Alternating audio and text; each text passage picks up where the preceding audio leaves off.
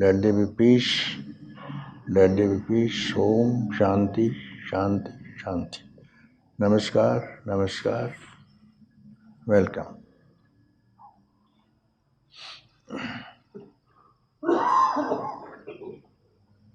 Was speaking yesterday about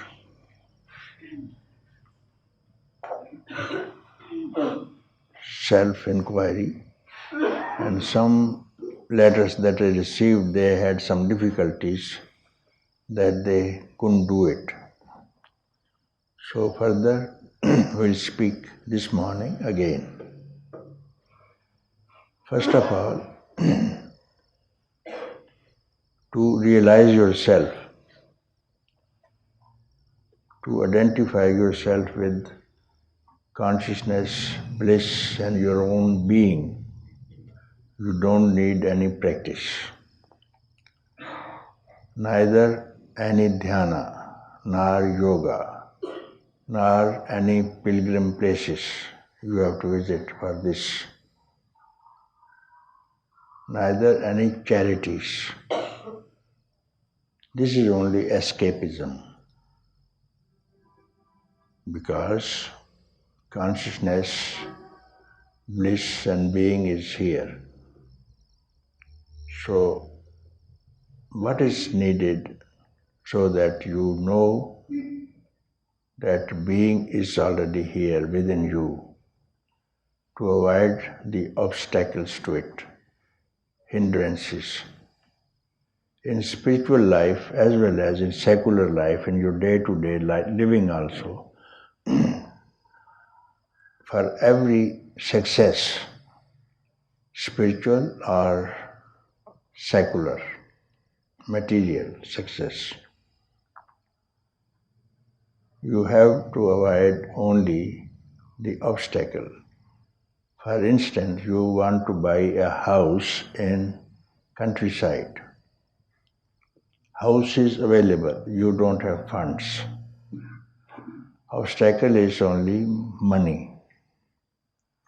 Some of your good, generous friend can advance you some loan, you buy a house. Hindrance is removed, obstacle is removed, and deal is effected. Or you can hypothecate to the bank and have the house. So what you have got to do is to remove the obstacles, to be free, to identify yourself with consciousness and being and bliss whatsoever. Obstacles are there, you have to remove the obstacle, and you have not to work for consciousness, which is already here now. What are those obstacles? You can sit down and think about the obstacles. Now, all over the world, you can just sit down quietly and see what are the obstacles. Sun is there, and you very well know sun does not belong to you, neither you belong to him, nor the moon belongs to you, nor she belongs to you, nor the stars. Then come down to the earth. Earth doesn't belong to you, nor do you belong to the earth. Like this, air, water, fire, ether, other things, they don't belong to you. Now you come from, say for instance, today you have come from your apartment from the hotel or somewhere else, staying in a private house. You start from there. That house doesn't belong to you. Neither you belong to that apartment. Coming in a taxi. Taxi doesn't belong to you, nor you belong to the taxi. Now, all that you see, that you utilize, do not belong to you, nor you belong to it. Coming to your own self now, like this. This body doesn't belong to you, like other things, because other things that can be used by you, you are not that. It is something else, and not the being. Therefore, the body doesn't belong to you. And the senses also do not belong to you. The mind doesn't belong to you. The buddhi, discriminatory aspect of the mind also you are not. It doesn't belong to you. Then the soul also doesn't belong to you. Neither you have any relation with the soul. So soul to mind and mind to senses, senses to body and body to all the objects that I have counted. This you are not. It's very simple reason to understand. Now, these you are not. So these are only notions. These are only notions, and once you can abandon all these notions,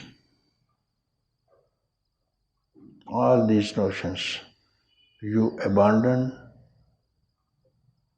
and just stay quiet. Instantly you will know who you are, whatever it is. And you will be only left with consciousness, because all these things which I mentioned, you were quite conscious that you were living in an apartment, you came by a taxi, you are just conscious of it, your travel, but you are not the taxi, just conscious. So rejecting all these objects of sight, of touch and sound, rejecting, renouncing all the objects. Now you come to point, I have renounced all these things. Finally, this object and subject relationship is still hanging. Objects, all these objects and this subject, the one who has renounced all these things. And last of all, if you could abandon this relationship of subject and object, this renunciation of object and subject, having done it, you can see for yourself what's left. There's no subject and no object, and no notions at all. All this is relationship. Their relationship must be between subject and object, and that surely you are not. Because for a little while you forget subject and object when you go to sleep. And sleep also is a state, one of the three states: waking, dreaming, sleeping. And they alternate. What alternates is not real. The reality does not change. So once you get rid of this notion of subject and object, then all is over. And you are that even before the beginning of everything. And this is consciousness and bliss. And true, whatever it is. Actually, it has no name, it is for you to give it a name. It has no name, and you have to do it by yourself today, this hour, this satsang, and now itself. If you want to postpone, don't postpone for more than 1 year. Is allowed.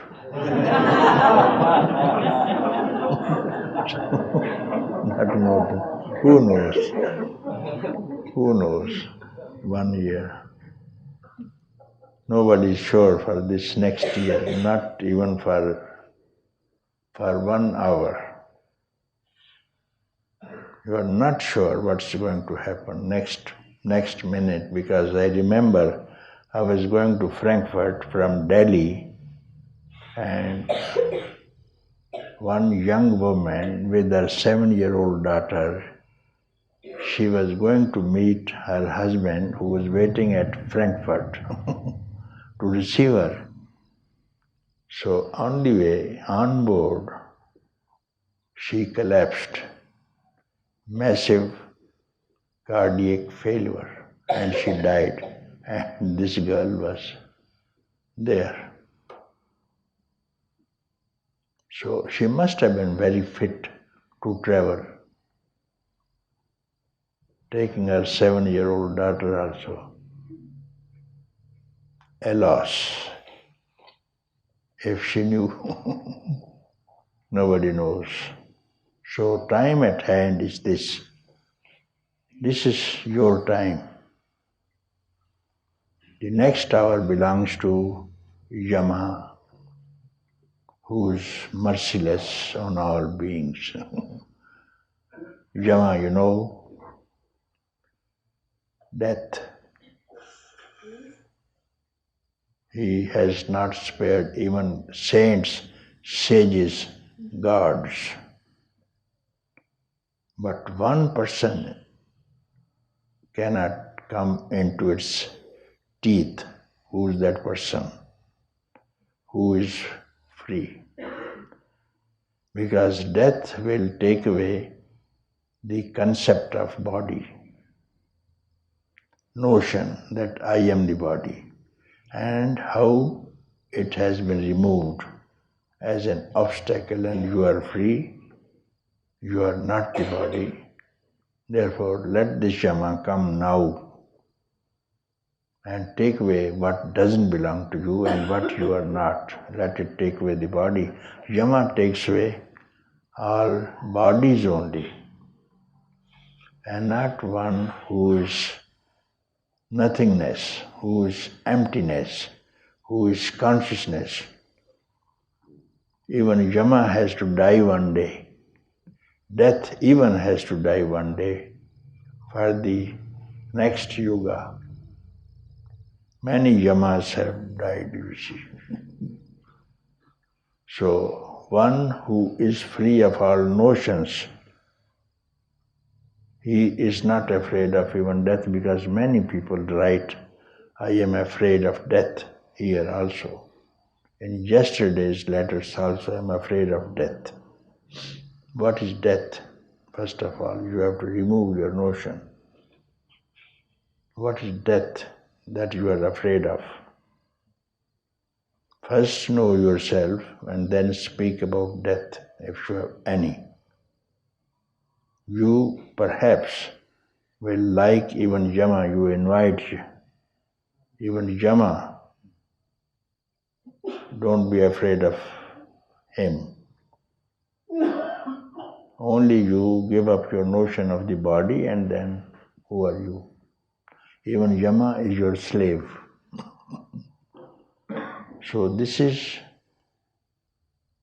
all that we have to speak again and again, to know thyself through inquiry of who really I am.